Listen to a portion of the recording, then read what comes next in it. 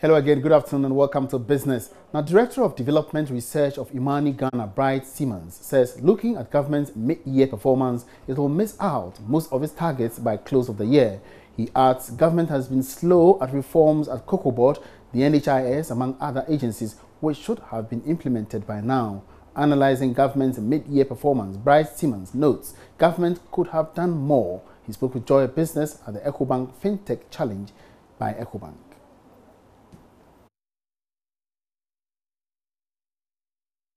The government is unlikely to meet its major fiscal and macroeconomic targets this year. That we know for a fact.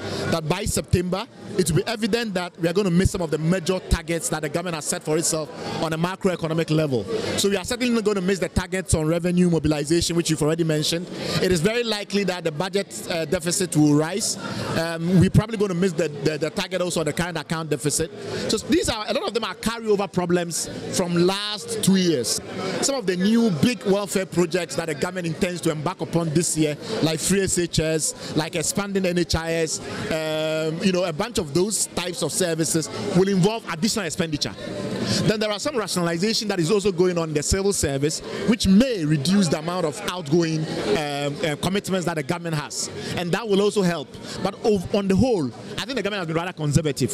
There are a significant number of major program-related initiatives, not just simply macroeconomic, indicators, but program-related initiatives across the board. In the ports, for instance, rationalizing the port infrastructure, particularly in the case of compliance management, that it hasn't done. It could have done much faster than it should. There are problems around, for instance, Cocoa Board reforms that have to be undertaken to reduce the potential exposure to risk in that sector that the government could have undertaken that it hasn't undertaken. There are issues around NHIS recalibration so that more money goes into NHIS and we have less of a situation where NHIS becomes simply another sinkhole. These are all things that the government could have done in the first 6 months.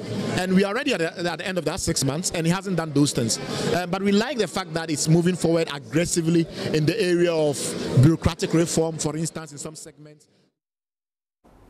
Now, some importers of petroleum products say moves to clear all energy sector debts would help turn around the dwindling fortunes.